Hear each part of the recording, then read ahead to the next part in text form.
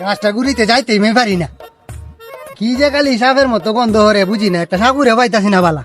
ফাইলেছে না গাছটা দেখাইতাম, গাছটা কেমনে কাটাম? এ ভাই, কি ভাই? ভাই আপনার কামরুল সাপুরে না? হ্যাঁ ভাই আমি আপনারা কত কুজা খুঁজছি, পুরা ওটা বাংলাদেশ খুঁজছি, আপনি কোনো বাহিরেও জানবে না।